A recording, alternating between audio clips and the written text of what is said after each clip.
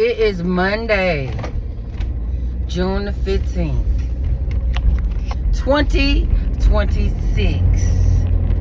And don't ask whether I'm late for work or not. We ain't gonna worry about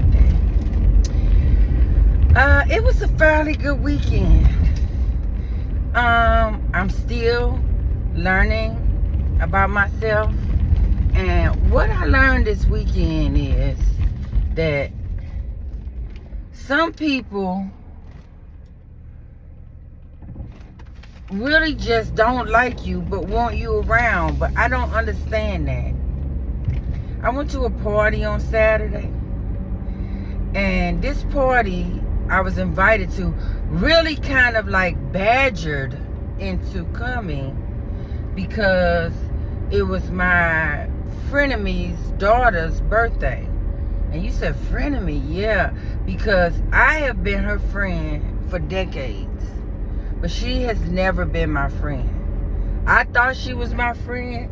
I've let her convince that she was my friend after she done stabbed me in my back and done some shit. I'm just like a sucker. Let's put that in there. I was a sucker for this chick. But I'm no longer a sucker. But I went to this party based on the fact that I care for her daughter. And if she thought I was coming to the party, then I should show up. That's my genuine feeling. I brought a gift and balloon. Big ass motherfucking balloon. Damn near paid $20 for the balloon. The balloon alone. And I had a gift for her. Because I think that when you are invited to a birthday party, you should not come without something for that person. I guarantee you that I was probably maybe one of two people that did bring her a gift. Not many other people probably brought her anything, but they mouths open to eat and they hand out to drink. And I didn't do either one of those things. Wasn't nothing out to eat, no way. She said they cooked, but I didn't smell no remnants of food anywhere. And I didn't, understand. I was late. But I'm late to a lot of shit these days. I usually be the first person somewhere. But, here lately I've been late. At any rate, soon as I walked through the door, people started running around like they was crazy because I had my dog. Now, the weird thing about my dog is, no matter where I take my dog, the reception of my dog, not me, is so positive and loving and comforting, and people just want to touch him, and they talk about how cute he was. No one at this party, and I'm talking about it was packed full of people, no one at this party had anything nice to say to my dog. No one, including the host. And so I guess my dog felt the energy and started pissing on shit. I mean, he pissed on a barbecue pit. He pissed on a plant. He pissed on a chair. Like, all of these things that's sitting on their porch, he just started pissing on. I've never had this experience with my dog pissing on nobody's shit. Nowhere. I take him to work. I've taken him to people's houses.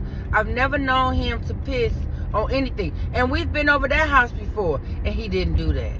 So I do believe that he felt the energy that was going on in that house. Not to mention the fact that I was looking adorable. The little outfit that I chose to wear. I mean, even the birthday girl was trying to get me up out my purse and my shoes. Because I have been the type of person that at one point in time, she could have said that to me And I would have slipped them shoes off and handed her that motherfucking purse. And the purse damn near $200. The shoes cost a mint too. You know what I mean? So, but I'm not in that headspace anymore. Y'all don't feel connected with me anymore. I'm just some person that y'all keep inviting to the party, but don't really want me there. So why invite me? Because I really steer clear of you. I don't call you. I don't text you. I don't reach out to you in any type of form for real. Because I already know that you don't like me. But I know you an evil motherfucker. And if you have something that you could hurt somebody with, that you would do it. So that's the reason why I stay connected on websites and shit like Facebook with you. Because you would do some evil shit to try to hurt me. So just to keep that down, I let you stay connected. Because the moment you get online one day and can't see my page, oh, it's going to be all hell to pay the captain. Which I don't understand why. But, you know, from a previous video, this is the same person who told me, I took it way back on a post that I made on my page where I was, you know, had a different wig on. It was real cute. And, you know, I had my little face made up and had on an old dress, but it's really a new dress, but the old dress got damaged so bad that I bought the same dress. I found it online, bought the same dress, bought it again. So it's really kind of an old dress. But while everybody is on this post, you know, giving me all the accolades and, you know, telling me how cute I look and how beautiful, how gorgeous, she wrote on the page, I took it way back. Now, I didn't really understand the took it way back. You know what I mean? I didn't say nothing to it. I didn't, you know, respond to it in any way. But when I got a chance a couple of days later, I called her and asked her, what do you mean by I took it way back? Now, initially she tried to say it was because the black lipstick that I had on. I said, well, no, that ain't way back, because I just started wearing black lipstick in the last few years. I never wore black lipstick when we was younger. So how did, you know, that ain't it. So then she say, well, it's the big hair. You know, don't nobody wear that big hair anymore. You know, really grasping that straw. She didn't have nothing valid that she could use to say that I took it way back. The thing about it was that she could not look at the post and not respond because so many people had responded. She felt compelled to say something, but then couldn't form nothing to say something nice. Which is jealousy. You know, and I intuitively knew that, but I didn't land on that as a default. I just was like, you know, what the hell? How did I take it back? Because there was nothing about the whole look that was, oh, because that's what you're saying, the look is, oh, because she also said in that conversation that that's just the way that I dress, and she doesn't dress like that anymore. But then it came across her mind when we was younger, I'm the one who dressed her on a regular basis because she was country as hell. All the girls that I hung out with back then, they was country as hell. But I didn't give a fuck because I liked them as people, and so I wasn't pointing out they was country. I just felt like they was different than I was. They didn't dress like I did. So it wasn't no big deal. I wasn't dogging nobody out about it. But the truth of the matter was that I'm the fashionista of that group. And so she said, you couldn't dress me anymore. I don't dress like that no more. So I was looking forward to seeing what she was going to wear to this birthday party because it was themed Aloha, like Hawaiian style. But the crazy part was, nobody dressed Hawaiian style. And what she had on looked like it came from the dollar store. And I am not joking. With their hair coming from the back, pulled up and slicked down to the front. I don't know what she think is cute about that hairstyle. I don't say nothing about it though. But she likes to comment on my style in a negative way. But if I look cute, she don't say nothing at all. And so I was on TikTok and ran across a video where a girl was talking about that, how every time she's around people that don't really like her, there's no pictures taken with her, there's no compliments of her, nothing, you know, she is not acknowledged. But somebody can come in looking like Faloo, and the same person that don't want to comment about her look or style will tell that person how cute they look. And that's the experience that I've had with her for years. And I've noticed it, but I didn't really put any documentation on it for my brain to be able to factor that in into fucking with her. But she literally never has anything proper to say about me when I'm cute. Never. And I look cute as a motherfucker on Saturday. I really did. Which was another reason why she wasn't even to stand around me. Because of how cute I looked. But I don't understand. I have made many gestures to sever the ties that we had, and she refuses to let the ties sever. I mean, I think I said it on one of these videos before. I told her when we was younger in our 20s that I took that $700 that she lost. She lost it in the couch. Well, she didn't lose it in the couch. She put it in the couch, and I just so happened to be sitting on that couch, and I like to stick my hands down in cushions for whatever reason. I don't even know why. I wasn't even looking for nothing. Just had my hand down in the cushion and pulled out $700 and stuck it in my motherfucking pocket. Sure did. Stuck it in my motherfucking pocket. But I told her that I did that with the hopes that she definitely was going to be done fucking with me. Do you know that she said to me, I know you told me that because you thought I was going to be done fucking with you, but I'm not. That's not going to make me stop fucking with you. And it should have.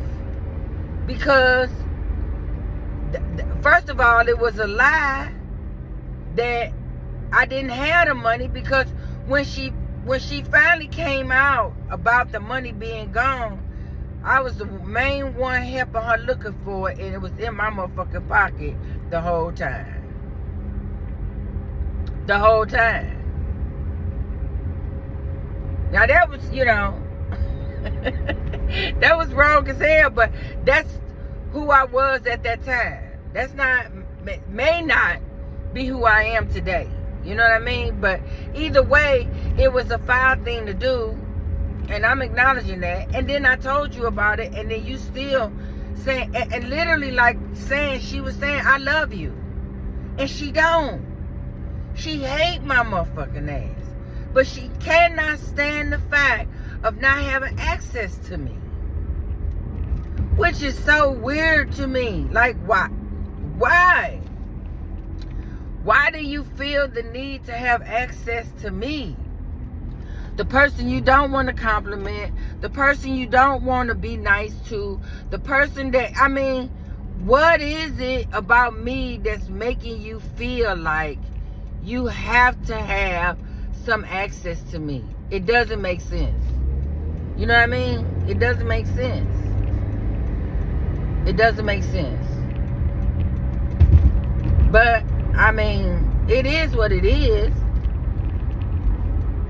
I just don't understand, like, but, you know, this the same person who has been saying for years, which I never attributed the comment to me, but she been saying it for years that I keep my friends close, but I keep my enemies closer. So she thinks that I'm an enemy of hers. But how am I an enemy of yours? What have I done to be your enemy? And then the real truth of all of it is, why do you want to keep your enemy around? Like, I don't want to be around my enemies. On no level do I want to be around my enemies. For no reason at all should we, be around each other, hang with each other, talk to each other. Like, why would you want to do that with your enemy? Why? What ups is it giving you in life to stay connected with someone who you feel is an enemy of yours? So I end this video saying that, and I'm gonna make it a promise to y'all, because obviously it's the promise to myself is not working, because I've said this to myself before. That's my last time going over there. That's my last time traveling over in North Kakalaki that far to hang around a bunch of motherfuckers who don't like me, who are jealous of me, who think I got something that they don't have. And none of it makes any sense. None of it. None of it makes any common sense. So y'all have a good day. And I might have to get back on here with another video, because this is the most negative Monday video that I've made. And I usually make a video on Mondays on my way to work, and this was too negative for me. It kind of brought me down a little bit. I'm going to have to perk it up before I go in the door. Have a good day.